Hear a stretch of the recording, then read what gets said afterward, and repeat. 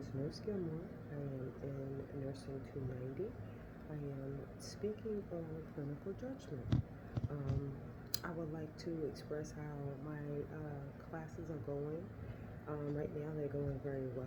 I am impressed with that new virtual ATI system that we are on right now. Very informative, and it's helping me with my questioning and how to pick out the right answer. My clinical judgment story will be about a client. I was assigned supervisor for that night due to the floor had a med tech on the floor, so I had to oversee her and also the residents that she was administrating medication to. So around like a little after 7, 5 minutes after 7 in the morning, I work the overnight shift, which is a 7 p.m. to a 7 a, and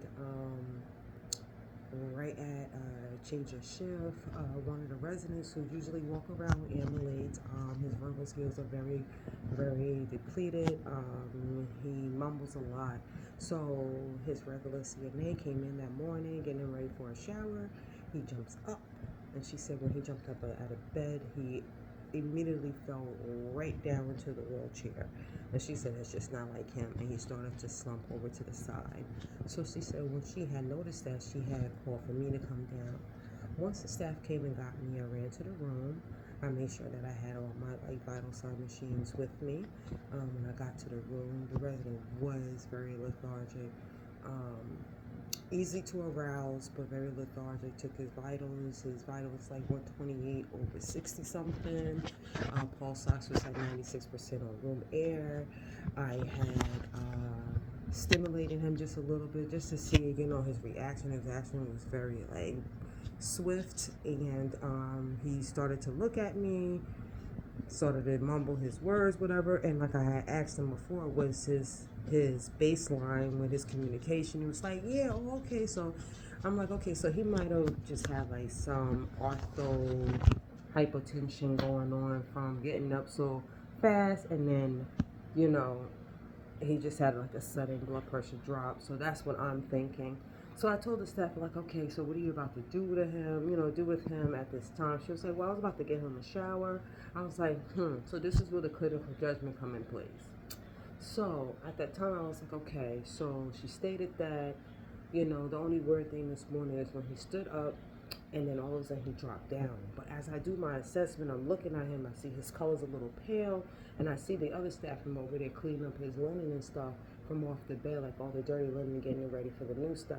And as I'm looking, I see this like brown emesis on there. And I'm like, okay. So I asked, I said, so he threw up last night? And she was like, yeah, but I was like, well, his color is a little off, and it is a brown color, a brown greeny type of thing. She was like, oh, well, they did have some chocolate pudding. Here goes the clinical judgment again. And I'm like, okay, chocolate pudding, okay, so you know what, I did see chocolate pudding inside the pantry. So I was like, okay, maybe that's what it is. He had an upset stomach, whatever, you know what I'm saying? So I made a note of it. So I told the staff member, I said, okay, so if you're going to take him into the shower room, if anything happens, make sure you ring that bell and call for help, whatever. As we walk down the hall with him in his chair, whatever, I mean, he's alert, he's looking around, everything.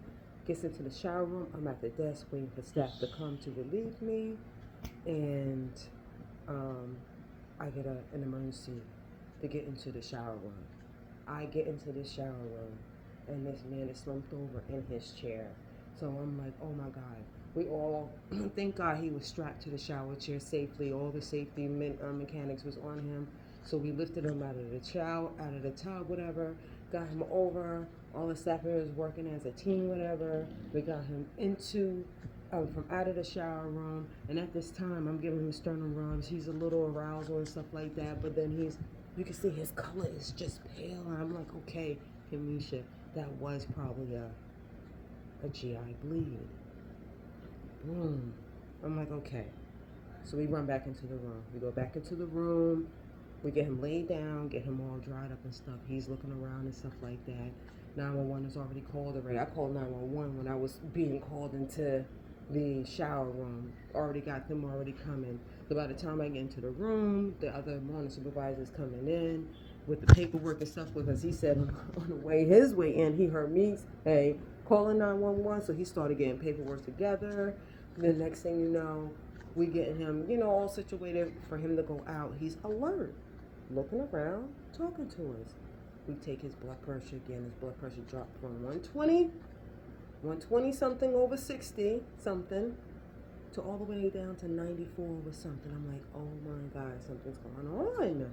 Next thing you know, 20 minutes later, EMTs come in. They put him on, they take his vitals and stuff, and as they take his vitals, his blood pressure dropped again, 70 something over something.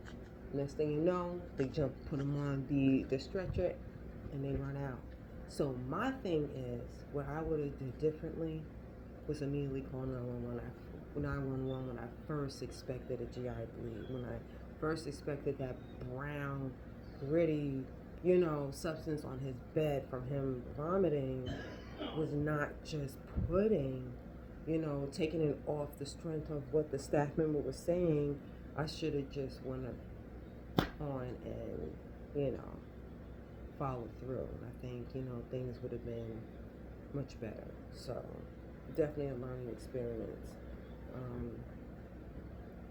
Honestly, at that time, I was very nervous, but I think that the way that how everybody came together, teamwork and everything, it was good.